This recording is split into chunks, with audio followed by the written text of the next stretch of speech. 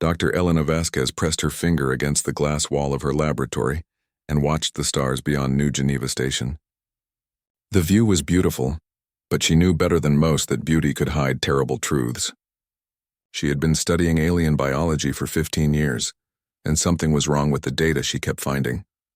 The council told everyone that humans were lucky. They said humans had been saved from destroying their own planet Earth hundreds of years ago. The three alien races that made up the Galactic Council, the floating Zephyrians with their strange blue light, the warrior-like Korthak with their thick armor, and the cold Nixari with their metal faces, had given humanity a new home among the stars. Elena pulled up her computer files again. She was supposed to be studying how different alien plants grew, but she kept finding old records that did not match what the council taught in schools. The files talked about human colonies that no longer existed. They mentioned human scientists who had made amazing discoveries, but there was no record of what happened to those discoveries. Working late again? Elena turned to see her friend Dr. Sarah Kim walking into the lab. Sarah worked on the medical floor, helping to give humans their monthly health treatments that the council said kept them strong and healthy. Just checking some old data, Elena said. Sarah, do you ever wonder why humans never get promoted past level 5 in any job? Sarah looked around nervously. Elena, you should not ask questions like that. The council takes care of us. We have good lives here. But why are there no human admirals in the fleet? No human governors on any planets? No humans on the research council that makes the big decisions? Because we are still learning, Sarah said, but her voice did not sound sure. The council races have thousands of years more experience than us. Elena pulled up a file on her screen. Look at this. 300 years ago, a human named Dr. James Chen invented a new type of engine that could travel between stars faster than anything the council had. But there is no record of that engine being used anywhere. Sarah moved closer to look at the screen. The file showed detailed plans for an engine design that looked more advanced than anything Elena had ever seen. At the bottom of the file was a note that made both women go quiet. Project terminated by Council Order 447. All research materials to be destroyed. Dr. Chen reassigned to agricultural duties. This does not make sense, Sarah whispered. If humans made something better, why would the council not want to use it? Before Elena could answer, her computer screen flashed red. A message appeared. Unauthorized access to restricted files detected. Report to security immediately.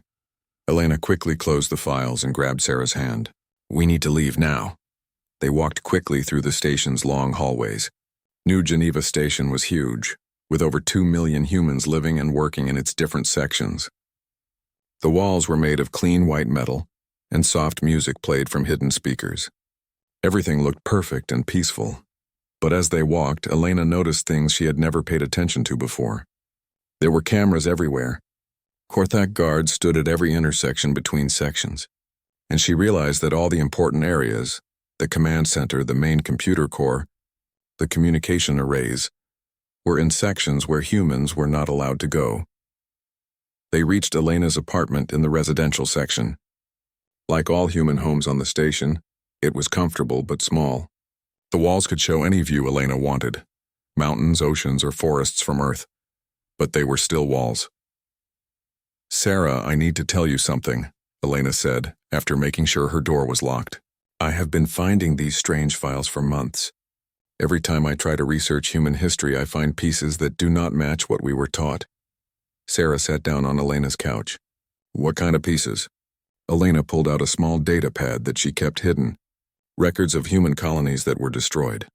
Reports of humans who asked too many questions and then disappeared. And medical files that show our monthly treatments are not just for health. What do you mean? The treatments change our brain chemistry. They make us less curious, less likely to question things. Sarah, I stopped taking my treatments 3 months ago. That is when I started noticing all of this. Sarah's eyes went wide. Elena, that is illegal. The treatments keep us from getting sick, do they? When was the last time you heard of a human getting sick on this station? When was the last time you heard of a human dying from anything except old age? Sarah could not answer. Elena continued. I think the treatments do something else. I think they keep us from thinking too hard about our situation. And I think the council has been lying to us about everything. There was a sound in the hallway outside Elena's door, heavy footsteps that belonged to Korthak guards. Hide the data pad, Elena whispered. The door chimed. A deep voice spoke from outside. "Dr. Vasquez, you missed your security appointment. Please open the door." Elena and Sarah looked at each other. They both knew that missing a security appointment was not a small mistake. "Just a moment," Elena called out. She quickly hid the datapad inside her food storage unit and activated the disposal system. If the guards searched her apartment, they would find nothing. She opened the door. Two large Korthak guards stood outside. Their armor was black metal, and their faces were hidden behind helmets. One of them held a scanning device.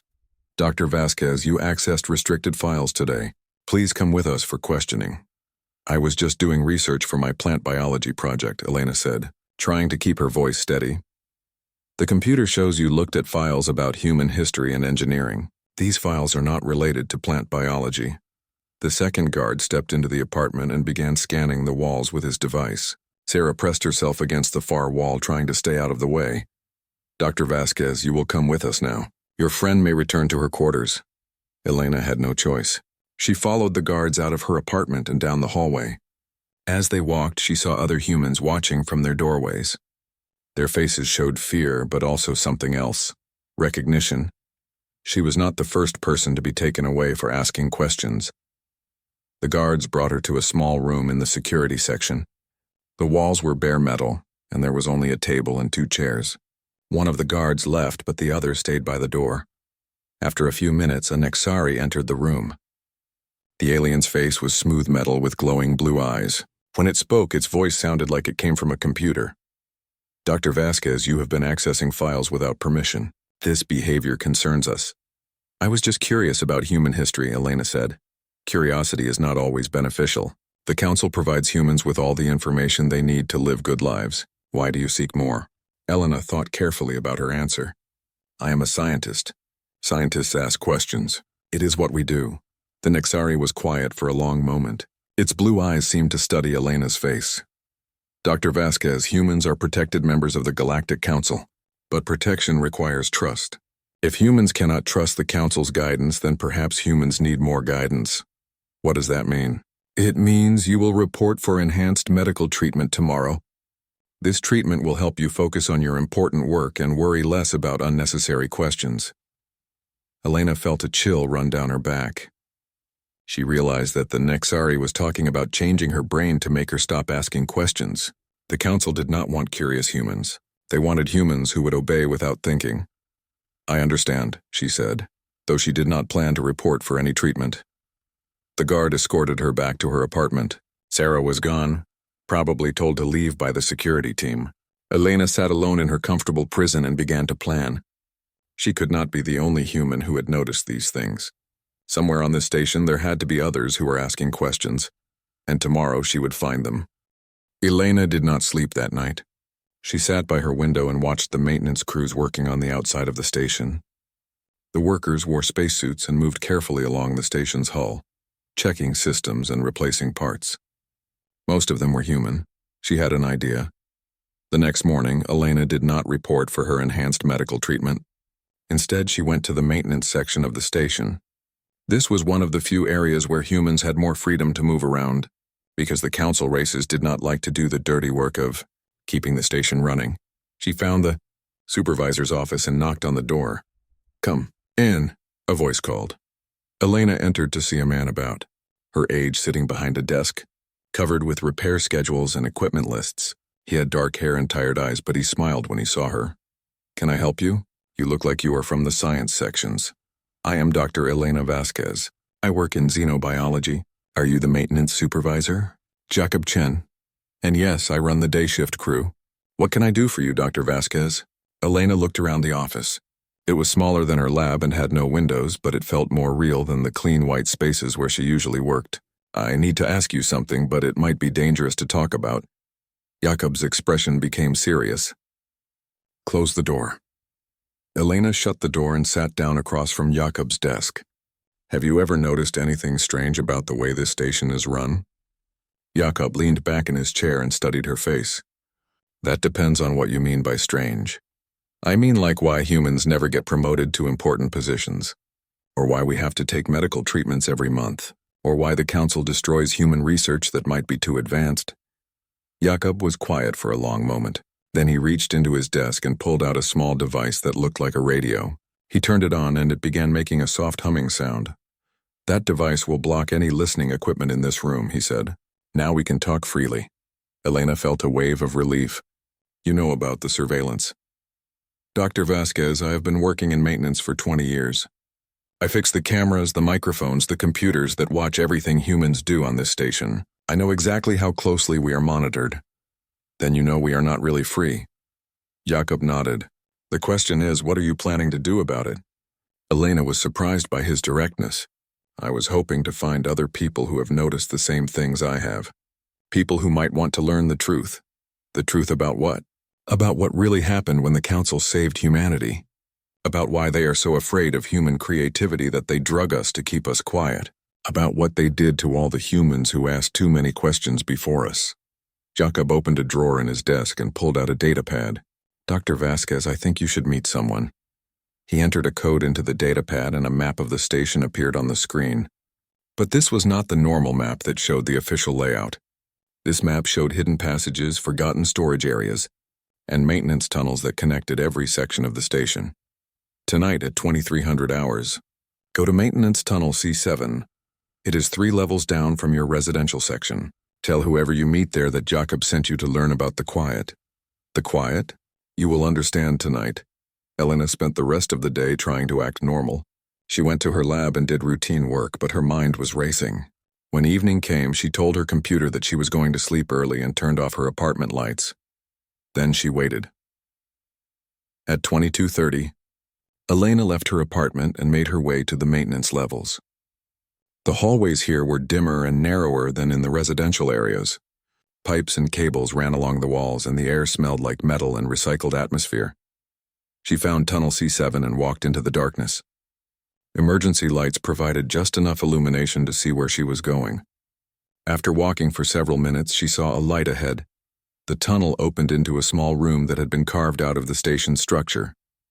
The walls were lined with computers and communication equipment that Elena did not recognize. 3 people sat around a table in the center of the room. One of them was Jakob. The other 2 were humans she had never seen before.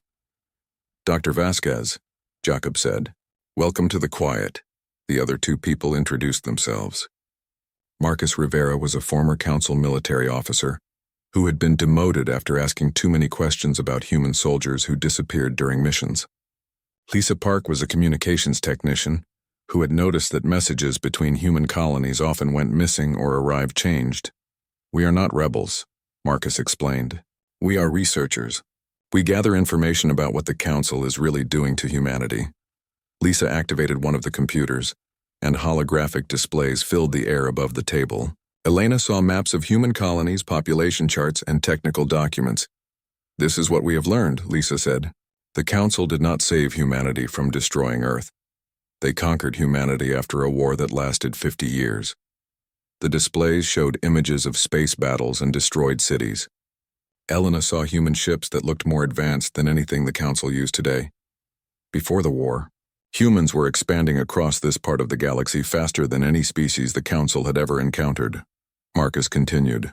Human technology was developing so quickly that it made the Council nervous. "So they decided to stop us," Jakob added. "They attacked our colonies and destroyed our research facilities. But humans fought back harder than they expected." Elena stared at the images. "How do you know all this?" "We have been collecting fragments of data for years," Lisa said.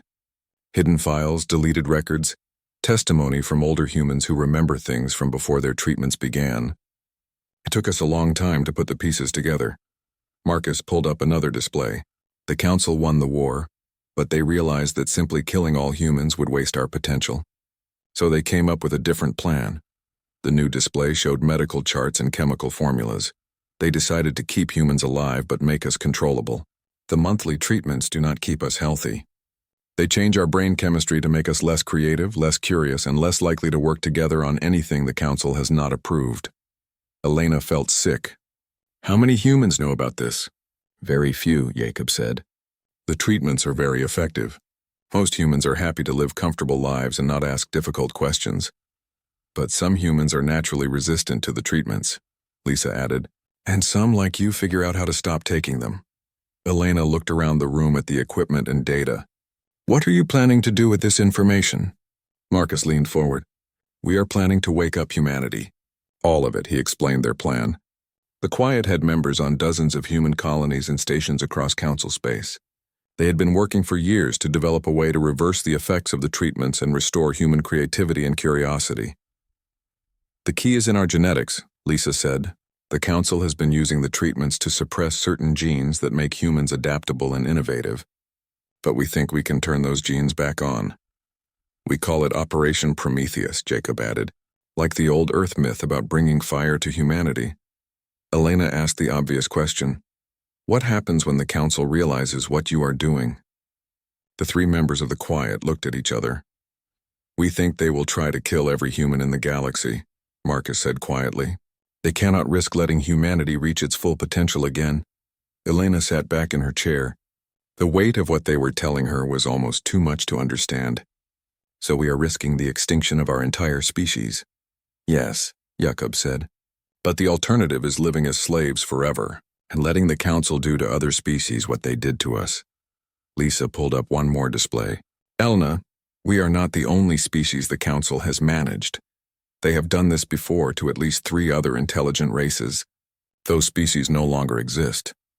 Elena stared at the names and pictures of alien civilizations she had never heard of, entire species that had been wiped out because they were too innovative or too independent.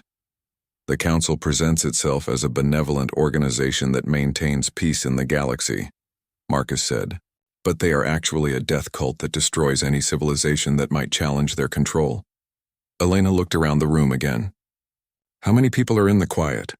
Right now, about 5,000 across all the human colonies, Jacob said. But if Operation Prometheus works, that number will grow very quickly. And if it fails? Then we will all die, Lisa said simply. But at least we will die as free humans, not as pets in the Council's zoo. Elena made her decision. What do you need me to do? Marcus smiled. We need you to help us steal some very important genetic data from the medical center. And then we need you to help us send a signal that will change the course of human history. Elena nodded. She thought about her comfortable apartment and her safe job, and her peaceful life on New Geneva Station. Then she thought about the truth she had learned tonight. When do we start? 3 weeks later, Elena stood in the medical center's genetics laboratory at 2 a.m. She had used her security clearance to access the building after hours, telling the night guard that she needed to check on an experiment. The guard was human and did not ask too many questions. Elena connected a small device to the main genetics database. The device had been built by Lisa Park using components that Jakob's maintenance crew had borrowed from various parts of the station. It looked like a standard data storage unit, but it was actually much more sophisticated. The device began copying files from the database. Elena watched the progress bar slowly fill as thousands of genetic profiles and treatment records were transferred. These files contained everything the Quiet needed to understand exactly how the Council had changed human DNA over the past 3 centuries. Dr. Vasquez, Elena spun around. Dr. Sarah Kim stood in the doorway of the lab wearing her night shift uniform. Sarah, you scared me. What are you doing here? Sarah walked into the lab and looked at the device connected to the computer. I should ask you the same question. What is that device? Elena had to make a quick decision. Sarah was her friend, but Elena did not know if Sarah could be trusted with the truth about the Quiet. Sarah, I need you to listen to me very carefully. What I am doing here could save humanity, but it could also get both of us killed. Sarah's eyes went wide. Elena, what are you talking about? Elena quickly explained everything she had learned about the Council, the treatments and the Quiet. As she talked, she watched Sarah's face change from confusion to shock to anger. You're telling me that everything we were taught about our history is a lie? Sarah asked. Yes, and the monthly treatments we take are not for our health. They are to keep us from being fully human. Sarah was quiet for a long moment. Then she said, Elena, I stopped taking my treatments 2 weeks ago. Elena stared at her friend. What? After you were taken by security that night, I started thinking about the questions you asked. I went back and looked at the medical files more carefully. Elena, the treatments do not just change brain chemistry, they change DNA expression. Sarah pulled out her own datapad and showed Elena a series of genetic charts. Look at this. These are DNA scans from humans who have been taking treatments for different lengths of time. The longer someone takes the treatments, the more their genes are suppressed. But Elena, the changes are not permanent. Elena looked at the charts. Sarah was right. The genetic suppression could be reversed. Sarah, this is exactly what we needed to prove. Will you help us? Help you do what? Elena told Sarah about Operation Prometheus. The plan was to send a coded signal to all human colonies simultaneously. The signal would activate hidden programs that the Quiet had been secretly installing in communication systems across council space. The signal will carry instructions for reversing the genetic suppression, Elena explained. Any human who receives it will begin to recover their natural abilities within a few days. What kind of abilities?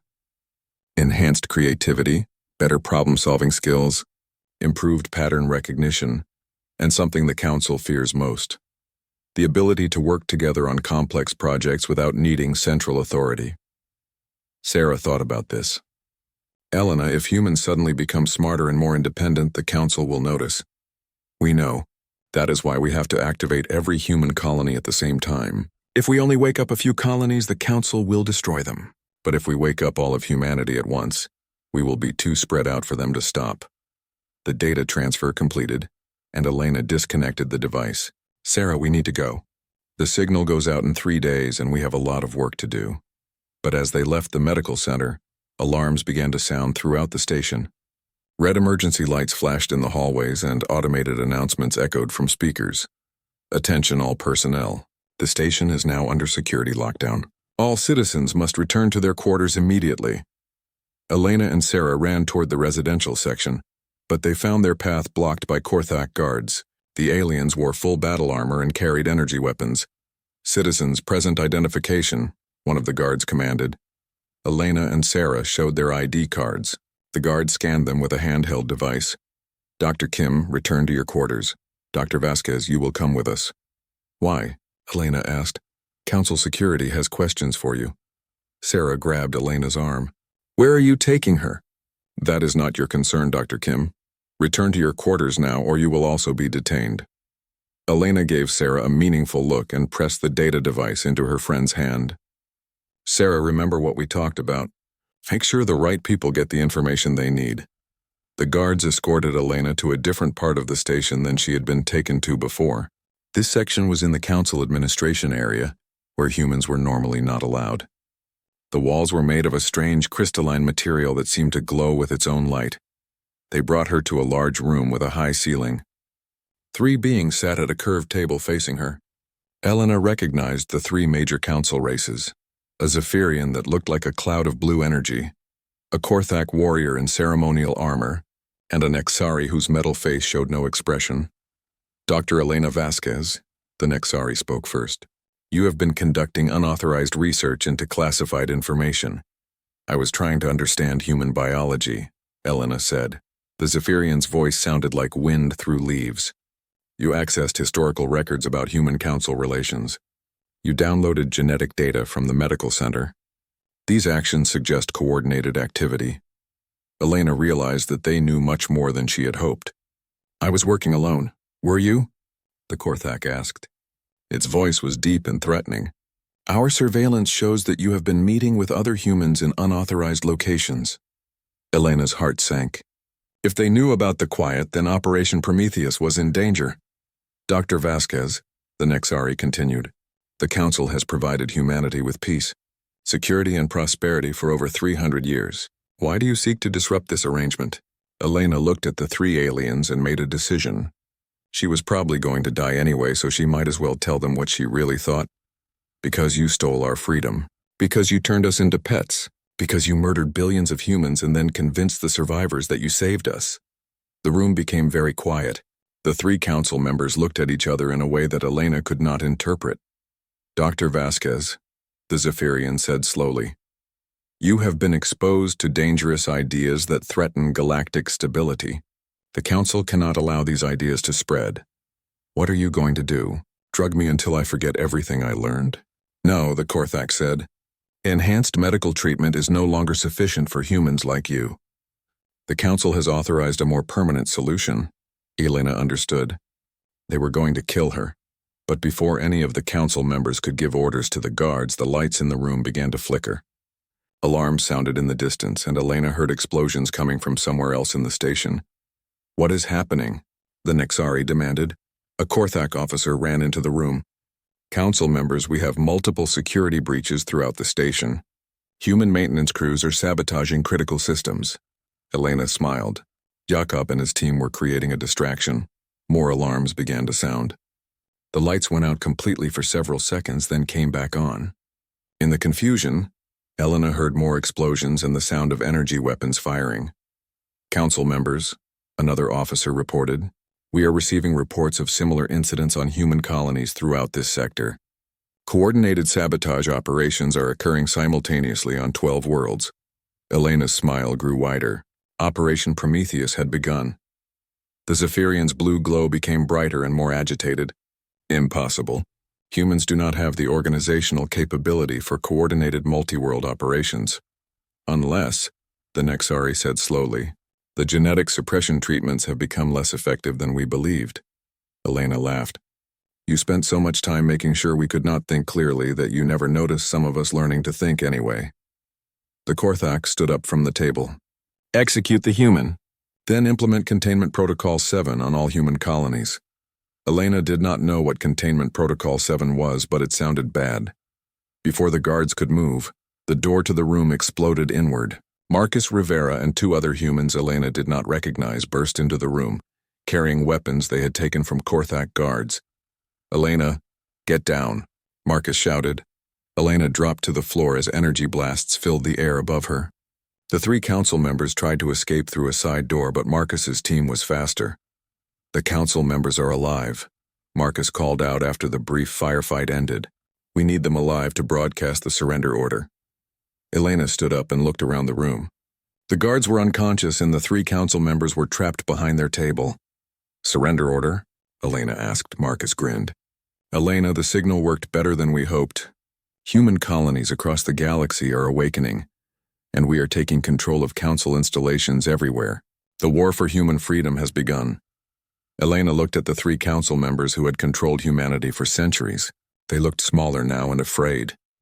"What happens now?" she asked. 2 days after the awakening signal, Elena stood in the command center of New Geneva Station watching displays that showed the entire human region of the galaxy. Red dots marked council military bases. Blue dots showed human colonies. And green dots showed colonies that had successfully overthrown council control. There were a lot of green dots. "Status report." Marcus called out to the humans now running the station's operations center. 17 more colonies confirmed liberated in the past 6 hours. Sarah Kim reported from her position at the communications console. Total human-controlled systems now at 43. "What about council military response?" Elena asked. "That is the interesting part," said Jakob, who was monitoring council communications. "They are not responding the way we expected." Elena looked at the tactical display. Council fleets were moving, but slowly. Their attacks seemed disorganized and ineffective.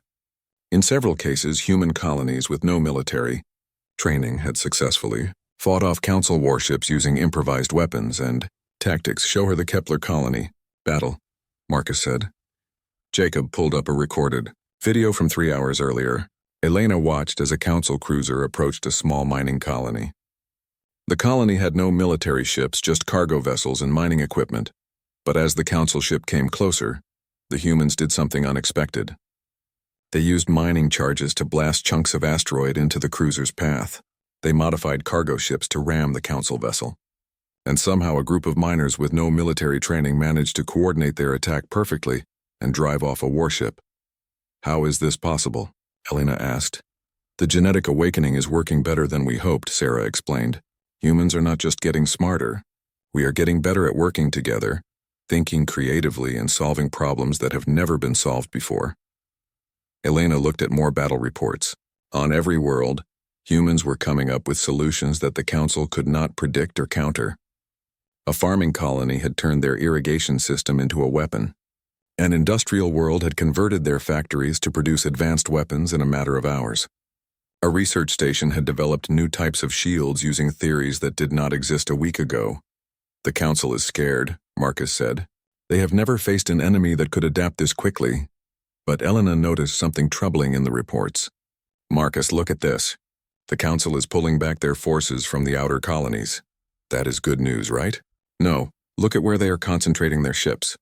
Elena pointed to the display. Council fleets were gathering around a few key systems, worlds, with large human populations that had not yet been awakened. They are preparing for something big, Elena said. Jacob intercepted a council communication and played it for the room. The voice belonged to Admiral Kethvar, the Korthak military commander. All council forces are to implement Containment Protocol 7 within the next 48 hours.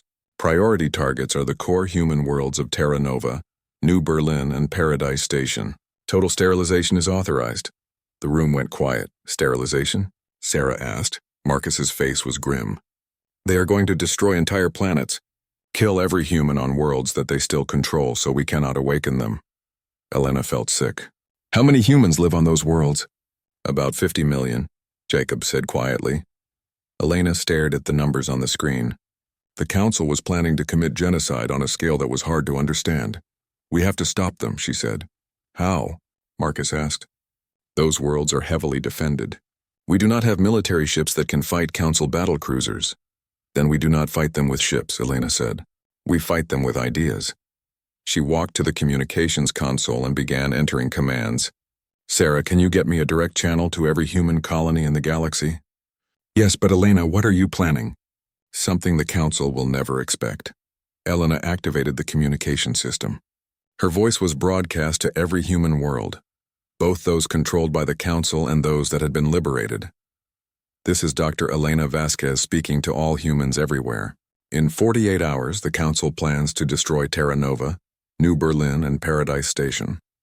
They will kill 50 million humans to prevent them from awakening to their true potential. She paused, looking around the room at the faces of her friends.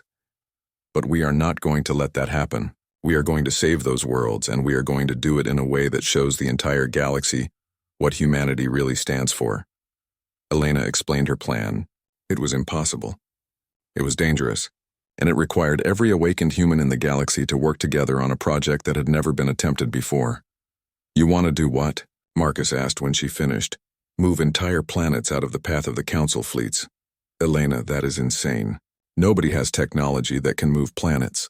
Nobody has ever tried to do it with 50 million awakened human minds working together. Elena brought up technical displays showing planetary motion, gravitational fields, and energy requirements. Look, we do not need to move the planets far.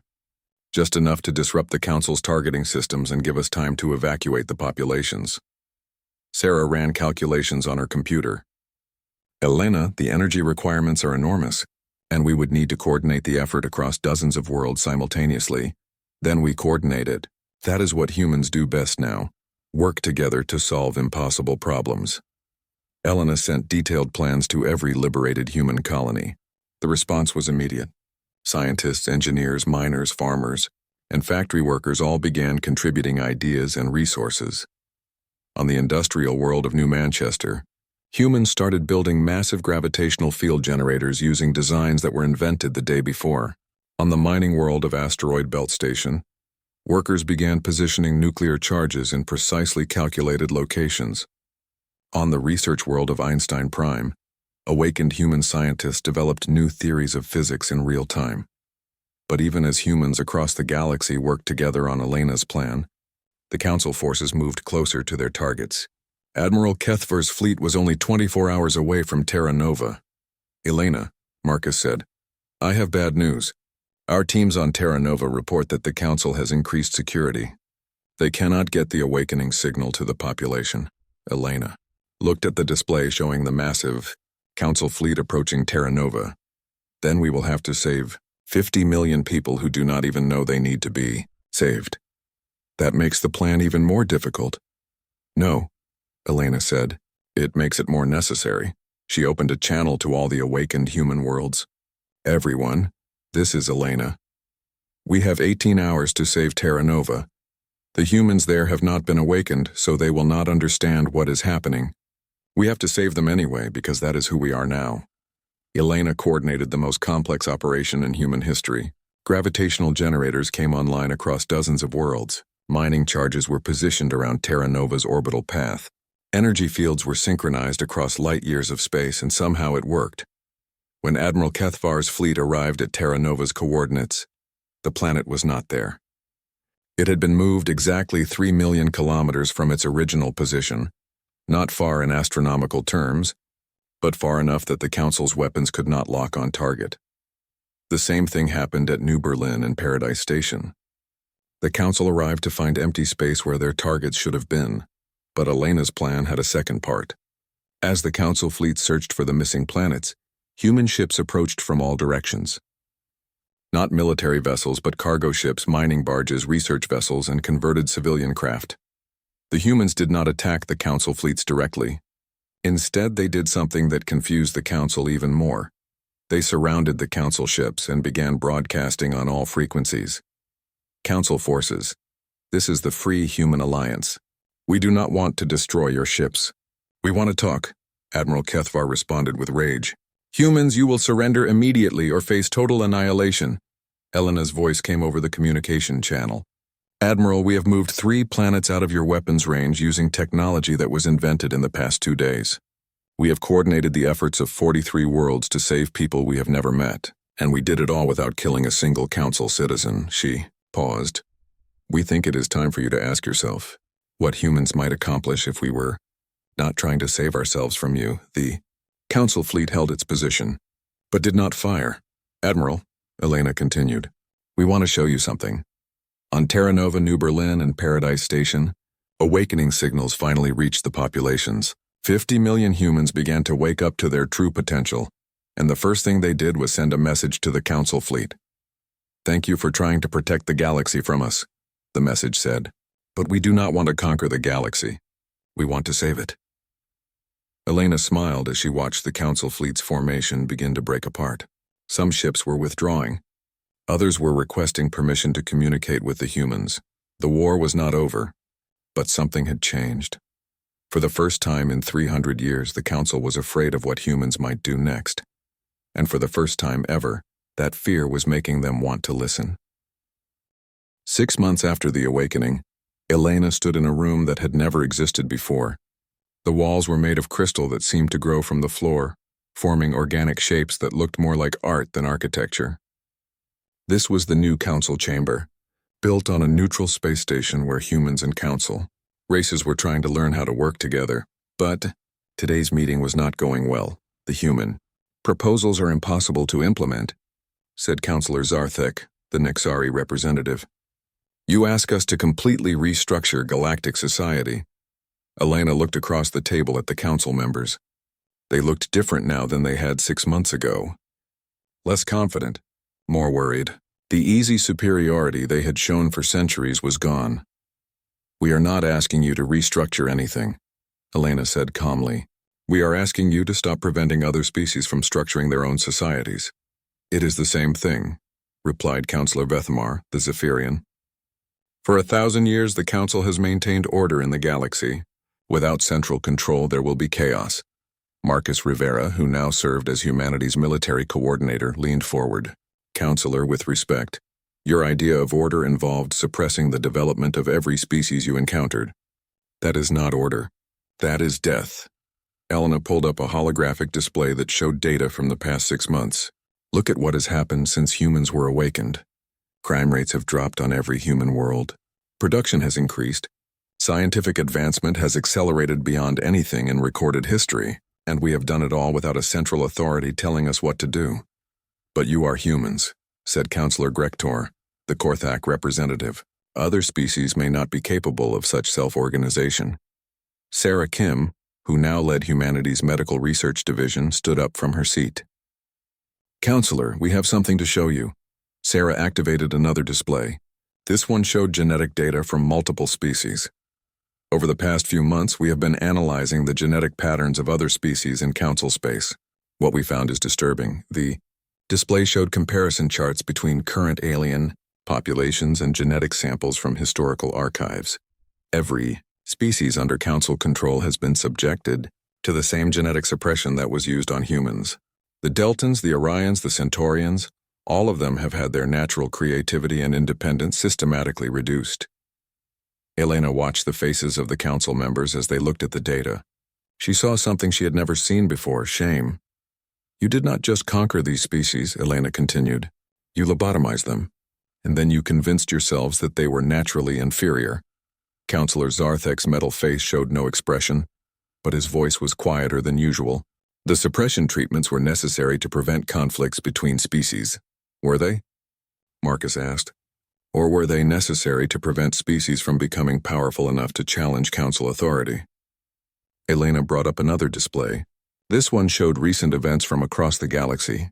3 weeks ago we began working with Dr. Tikar, a Deltan scientist whose genetic suppression we had reversed. Within 5 days, Dr. Tikar developed a new method of faster-than-light communication that is more efficient than anything the Council has. She pointed to another section of the display. Last week, a group of awakened Orions solved a resource distribution problem that has plagued their home system for decades. They did it by developing a new form of government that balances individual freedom with collective responsibility. Elena looked directly at the council members. Every species you have suppressed has unique abilities and perspectives that could benefit the entire galaxy.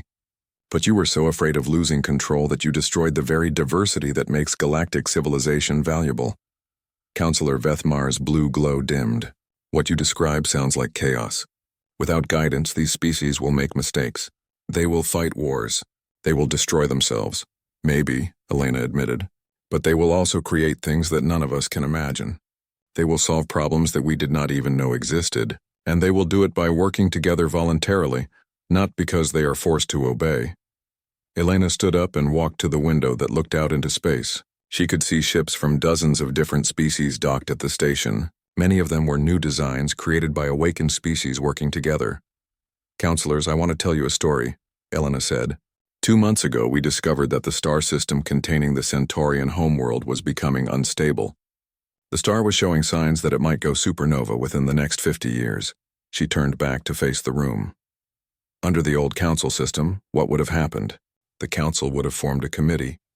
The committee would have studied the problem for years. Eventually, they would have decided to evacuate the Centaurians to a different world, probably as refugees dependent on council support. Elena smiled. But that is not what happened. Instead, awakened humans shared the problem with awakened Deltans, who shared it with awakened Orions, who shared it with awakened Centaurians.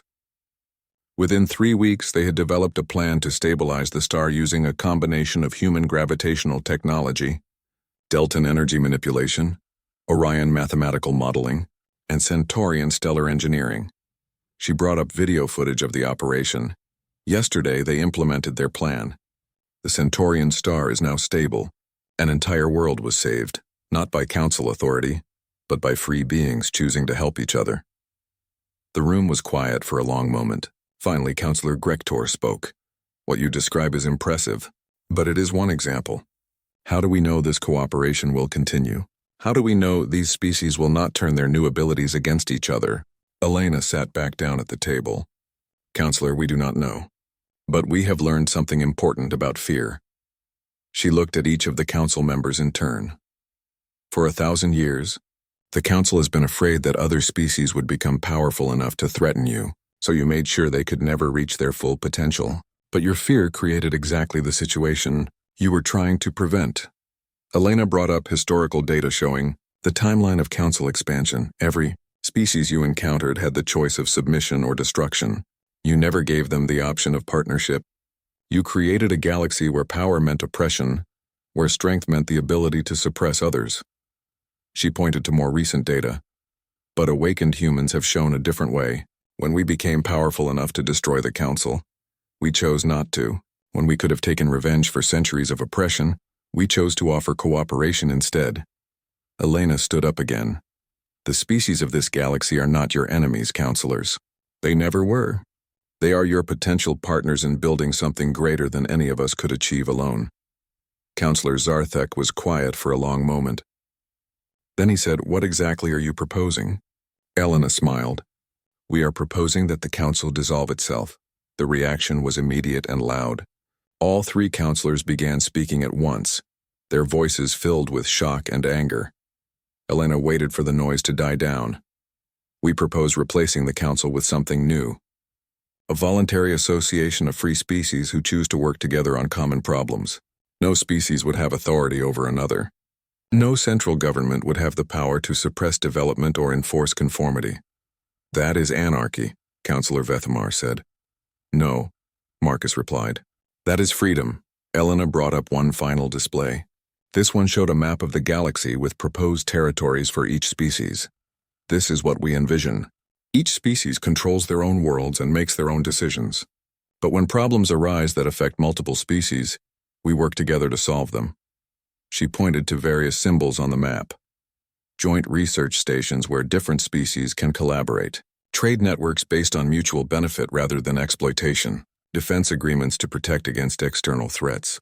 And a communication network that allows ideas to flow freely between all civilizations. Elena looked at the council members. Counselors, your species have advanced technology and thousands of years of experience. We are not asking you to give up those advantages. We are asking you to use them to help build something better than an empire. The room was quiet again. Elena could see the council members looking at each other, having some kind of silent communication. Finally, Councillor Grektor spoke. If we agree to this proposal, what guarantees do we have that our species will be safe? What prevents awakened humans from conquering the galaxy in 50 years? Elena smiled. The same thing that prevented us from conquering it 6 months ago. We do not want to rule other species. We want to learn from them. She walked back to the window and looked out at the ships from different worlds. Counselor, do you know what humans have discovered in the past 6 months? We have learned that diversity makes us stronger. Every time we work with a different species, we become more than we were before. Elena turned back to the room. We could build an empire if we wanted to, but empires are tools for conquering enemies. We would rather build a community for working with friends. The 3 council members looked at each other for a long time. Elena could sense that they were struggling with concepts that were completely foreign to their way of thinking.